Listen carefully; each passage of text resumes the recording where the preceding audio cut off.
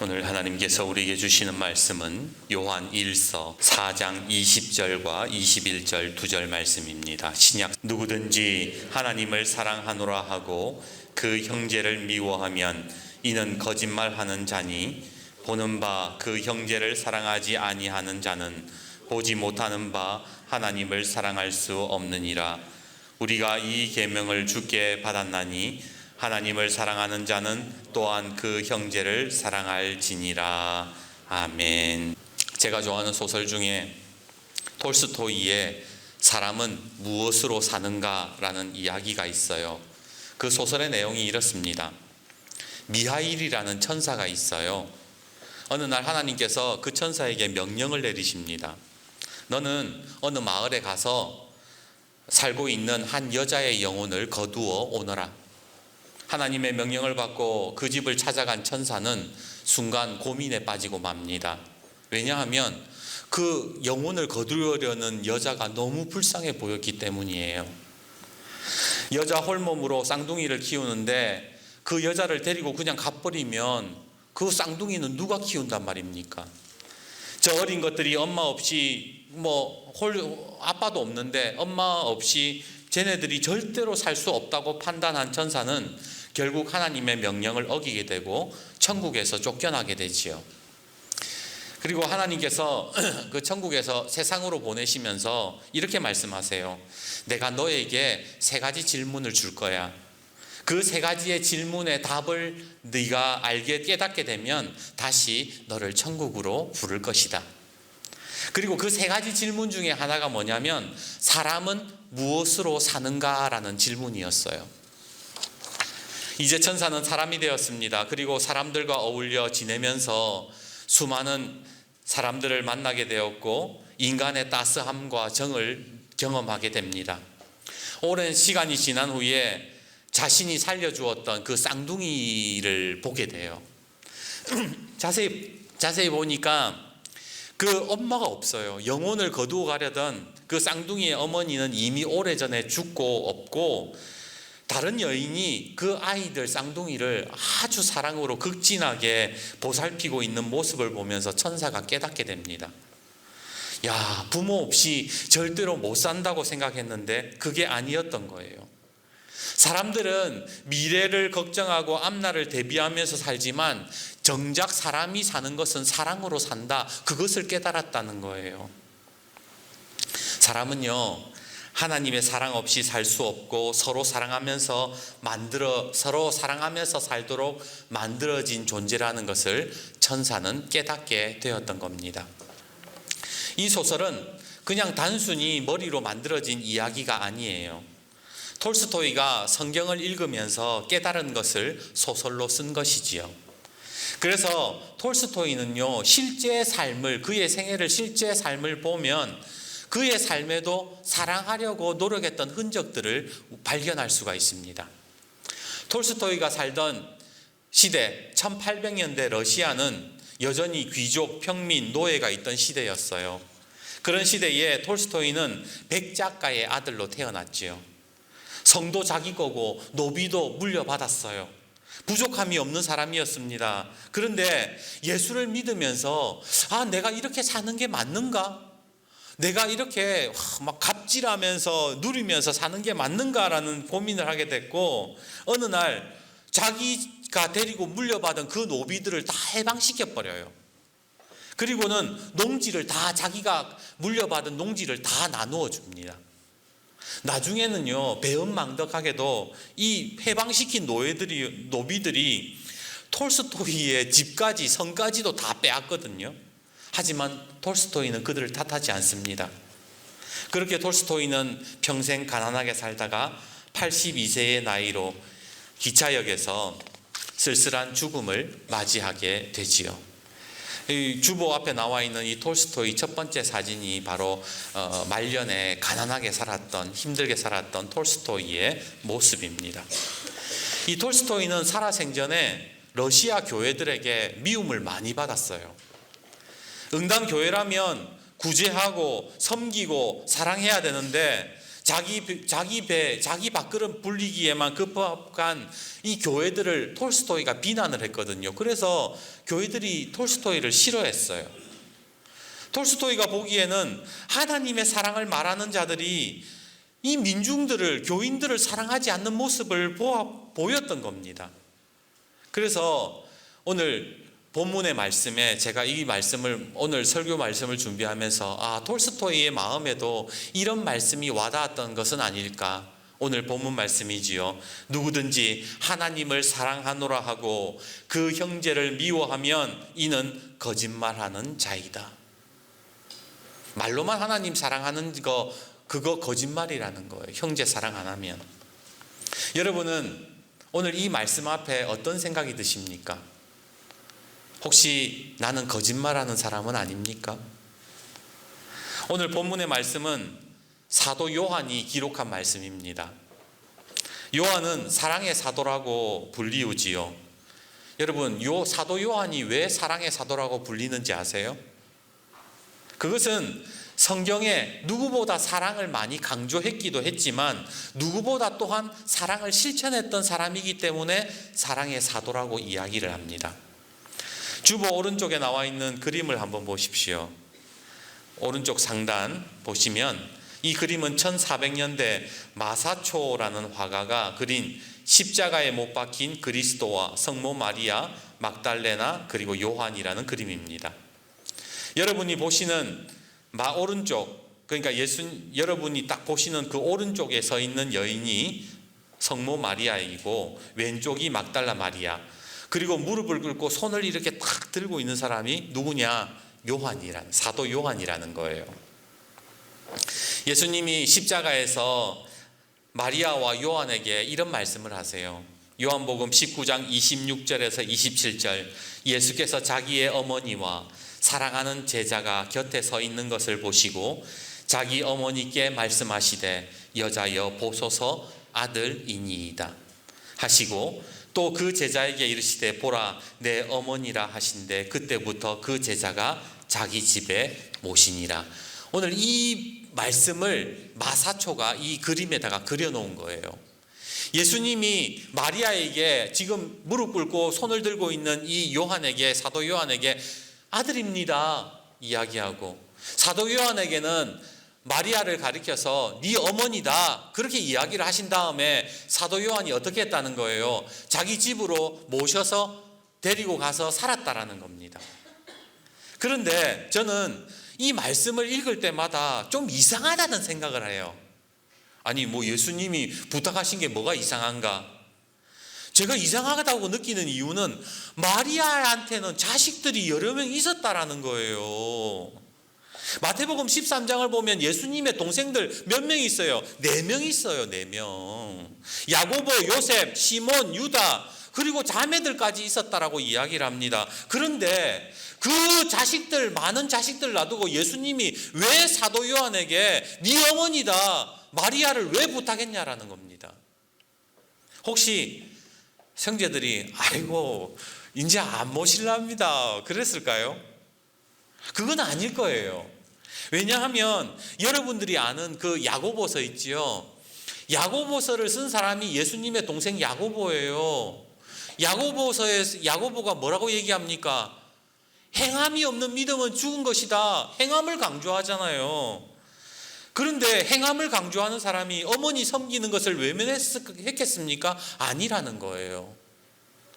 야고보가 섬겨도 분명히 섬겼을 법한데 예수님은 왜 사도 요한에게 어머니다라고 요한에게 부탁을 하셨던 걸까요? 그 답이 저는 20절에 있다고 봅니다. 20절 후반절을 한번 보십시오. 보는 바 그 형제를 사랑하지 아니하는 자는 보지 못하는 바 하나님을 사랑할 수 없느니라. 이게 무슨 말이냐? 지금 내 눈에 버젓이 보이는 사람도 사랑 못하는데 눈에 안 보이는 하나님 네가 사랑할 수 있을 것 같아? 그 얘기예요. 쉽게 말해서 눈에 보이는 사람부터 사랑하라는 거예요. 하나님 사랑한다, 나는 예수 제대로 믿는다 그렇게 말하지 말고 눈에 보이는 사람부터, 네 남편부터, 네 아내부터 먼저 사랑하라는 거예요. 네 눈에 보이는 형제부터 사랑해라는 거예요. 그래야 하나님 사랑한다고 할 수 있는 거야. 저는 고 박완서님의 글을 좋아합니다. 그분의 책 가운데에 한 말씀만 하옵소서라는 그 글에 보면 이 박완서 선생님이 엄청 큰 힘들었던 일들을 경험했던 그 고난이 나옵니다. 이 박완서 선생님이 1988년에 남편을 암으로 잃거든요. 그리고 남편이 죽은 석 달 후에 27살 막내 아들을 또 교통사고로 잃게 됩니다. 그 아들이요, 서울대 의대를 나와가지고 서울대 병원 레지던트로 일하고 있는데 자기한테는 늦둥이 아들인데다가 너무 자랑스러운 아들이었어요. 그런데 이 의사로 일하다 보니까 너무 과로로 인해서 교통사고로 하나님이 데리고 가신 거예요. 남편 죽었고 아들 죽었습니다. 그 마음이 어땠을까요? 그의 심정을 이렇게 그는 표현합니다. 내 아들은 지금 어떤 모습으로 땅 속에 누워 있을까? 내 아들이 어두운 땅 속에 누워 있다는 걸 내가 믿어야 한다니 발작적인 서름이 복받쳤다. 내 아들이 죽었는데도 기차가 달리고 계절이 바뀌고 아이들이 유치원을 가려고 버스를 기다리고 있다는 것까지는 참아주겠지만 88 올림픽이 그대로 열린다는 것은 도저히 참을 수가 없었다. 내 자식이 죽었는데도 고을마다 성화가 도착했다고 잔치를 벌이고 춤들을 추는 것을 어떻게 견디랴. 내가 독재자라면 1988년 내내 아무도 웃지 못하게 하련만 이런 미친년 같은 생각을 열정적으로 해본다. 문득 내가 아들 대신 딸 중에 하나를 잃었더라면 이보다는 조금 덜 애통하고 덜 억울했을지 모른다는 그런 생각이 불현듯 들었다. 처음 해보는 생각이었다. 그런 생각이 떠오르는 것 자체가 두려워 나는 황급히 성호를 그었다. 내가 하나님께 묻던 질문은 딱 한 가지였다. 도대체 내가 무엇을 잘못했길래 이런 시련을 주시나 하는 것이었다. 내가 하나님께 포악을 떨고 한가하던 이유는 나는 그닥 죄가 없다는 것이었다. 그런데 화장실 변기 앞에 무릎을 꿇었을 때에 응답이 들려왔다. 소화가 되지 않아 변기에 무릎을 꿇고 다 토해내자 계시처럼 내 죄가 떠올랐다. 그것은 사랑하지 않은 죄였다. 나는 남에게 뭘 해준 적이 없었다. 물질도 사랑도 내가 아낌없이 물질과 사랑을 나누어 준 범위는 가족과 친척 중에 극히 일부와 소수의 친구에 국한되어 있었다. 그 밖에 이웃이라 부를 수 있는 타인에게 나는 철저하게 무관심했다. 위선으로 사랑한 척한 적조차 없었다. 물론 남을 해친 적도 없다고 여기고 있었다. 모르고 잘못한 적은 있을지 모르겠지만 의식하고 남에게 악을 행한 적이 없다는 자신감에 내가 신에게도 겁먹지 않고 당당하게 대들 수 있는 유일한 도덕적 근거를 가지고 있었다. 주지도 않고 받지도 않은 타인에 대한 철저한 무관심이야말로 얼마나 큰 죄라는 것을 그 벌로 나누어도 다함이 없는 태산 같은 고통을 받았음을 나는 명료하게 깨달았다. 하필 변기 앞에 무릎 꿇은 자세로 나는 그 정답에 머리 숙여 승복했다. 큰 고난을 겪고 내가 왜 이런 일들을 당해야 됩니까? 나는 아무런 잘못이 없는데 내가 뭘 그래 잘못했다고 하나님 나한테 이런 고난을 줍니까? 그러다가 어느 날 그렇게 막 발버둥을 치다가 어느 날 음식을 많이 먹고 체해가지고 변기에서 막 다 쏟아내던 날 나의 죄를 깨달았다는 거예요. 그게 뭐냐? 나는 사랑을 하지 않았다는 거예요. 여태까지 나는 나름 신실한 척, 나는 예수 잘 믿는 척, 인텔리로서 하나님 말씀 깨우치고 나름 신실한 신앙이라고 생각했는데 그게 거짓이었다는 거예요. 왜? 나는 이웃을, 내 형제를 사랑한 적이 없었기 때문에. 누구의 아픔에도 공감하지 못하는 내 거짓된 신앙을 자기가 발견했다라고 그렇게 그래서 고백하고 있었던 겁니다. 오늘 성경에 뭐라고 말씀합니까? 누구든지 하나님을 사랑하노라 하고 그 형제를 미워하면 이는 거짓말하는 자니 보는 바 그 형제를 사랑하지 아니하는 자는 보지 못하는 바 하나님을 사랑할 수 없느니라. 얼마 전 유동곤 집사님이 저에게 이런 이야기를 해주셨어요. 목사님, 경종이 좀 도와주시는 게 어떻겠습니까? 경종이는 우리 교회 아동부에 잠시 다녔던 학생입니다. 태어날 무렵 부모님의 이혼으로 어머니는 어디론가 가버렸고 경종이는 아버지 밑에서 자랐습니다. 그리고 몇 년 전에 아버지를 잃었습니다. 참 마음이 아팠습니다. 장례식장에도 찾아가고 장례 이후에 학용품을 사서 몇 번은 찾아갔었지요. 근데 반응이 별로 좋지 않았습니다. 목사가 찾아가면 그래도 고맙다라고 말할 줄 알았는데 할머니의 반응이 너무 냉담한 거예요. 들어오라는 말도 없이 귀찮다는 듯이 선물만 받고 문을 닫아버렸습니다. 자존심이 상했어요. 마음이 식어버렸어요. 내가 왜 이런 대접을 받아야 되지? 내가 왜 이렇게 가서 굽신거려야 되지? 이 사람들은 교회를 싫어하는구나. 그리고 그 이후로 찾아가지 않았어요. 그런데 오늘 주님의 말씀이 저의 마음을 계속해서 두드립니다. 성령님께서 유동곤 집사님을 통해서 또 말씀하시는 것 같았습니다. 누구든지 하나님을 사랑하노라 하고 그 형제를 미워하면 이는 거짓말하는 자니 보는 바 그 형제를 사랑하지 아니하는 자는 보지 못하는 바 하나님을 사랑할 수 없느니라. 우리가 이 계명을 주께 받았으니 하나님을 사랑하는 자는 또한 그 형제를 사랑해야 할지니라.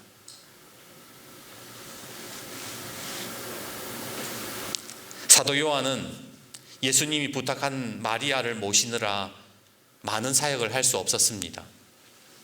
베드로는요, 요한이 마리아를 모시기 시작한 그때부터 베드로는 사도행전의 예루살렘 교회의 수장이 되었습니다. 다른 제자들은 이름을 날리고 사도행전의 역사를 써내려갑니다. 그들이 하는 사역 가운데에 성령이 임하고 사람들이 하나같이 모든 예수님의 제자들이 성령의 능력으로 사역을 할 때에 하나같이 박수치고 손가락을 치켜 세웠습니다. 그리고 큰 존경을 받았습니다. 그런데 유독 사도 요한만은 그 자리에 빠져 있었어요. 어머니 마리아를 봉양해야 했기 때문입니다. 어딘가에 매여서 내 꿈을 펼치지 못한다는 것이 얼마나 큰 수고이고 얼마나 큰 상실인지 여러분들도 아실 겁니다. 그럼에도 불구하고 요한은 끝까지 마리아를 모셨다고 역사는 전하고 있습니다. 오늘 주보 앞에 나와 있는 사도 요한이 마리아를 모셨다는 집이 터키에 있어요. 튀르키예에 있습니다. 그리고 끝까지 요한이 어머니를 모셨을 때에 하나님은요, 그 누구에게도 보여주시지 않았던 천국의 비밀을 보여주셨다는 겁니다. 그게 요한계시록이에요. 여러분, 다른 제자들은 천국에 대해서 하나님이 보여주시지 않았어요.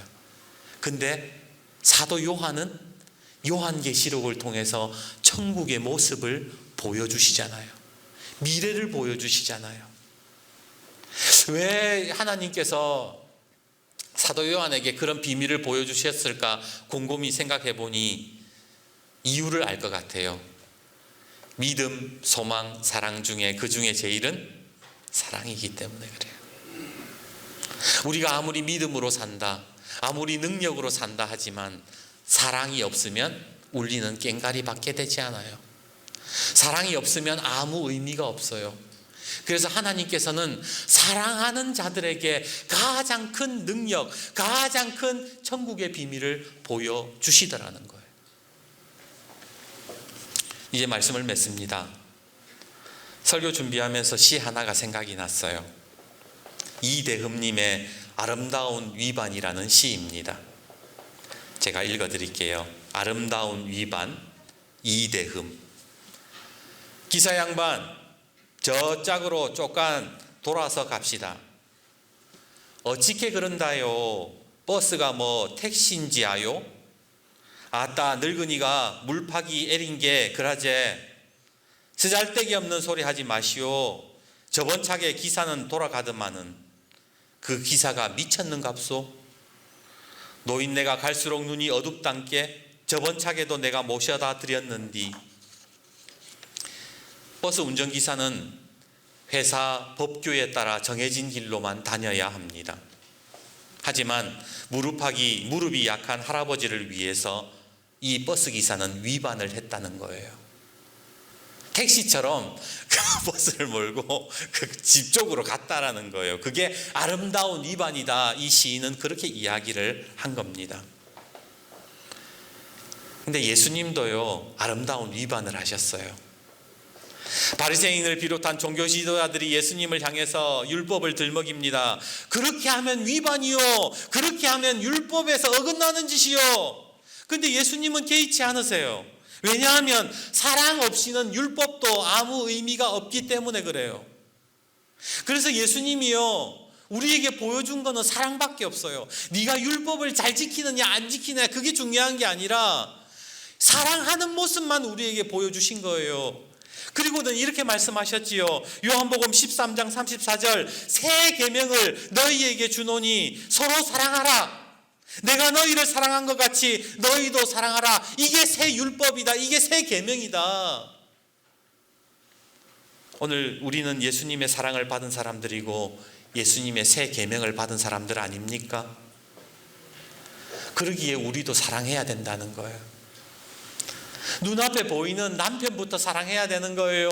눈앞에 보이는 아내부터 사랑해야 되는 거예요. 내 앞에 보이는 형제와 자매, 이웃을 사랑할 수 있어야 하나님을 사랑할 수 있다라고 주님은 그렇게 말씀해 주십니다. 그러기에 올 한 해 우리 교회가요, 눈앞에 보이는 사람부터 사랑했으면 좋겠습니다. 남편을 더 사랑하고 아내를 더 사랑하고 자녀를 더 잘 섬기고 나아가서 마을의 형제 자매들을 사랑할 수 있기를 원합니다. 그럴 때에 하나님께서 요한에게 보여주셨던 천국의 비밀을 보여주시는 거예요. 그리고 그 새 계명을 받아 사랑할 때에 우리 강덕교회에 하나님께서 얼마나 큰 은혜를 부어주시겠습니까? 사랑하면요, 부흥되기 시작합니다. 사랑하면 가정이 부흥되고 사랑하면 교회가 부흥이 됩니다. 오늘 서로 사랑함으로 하나님의 능력을 경험하는 저와 여러분이 되기를 주님의 이름으로 축복합니다.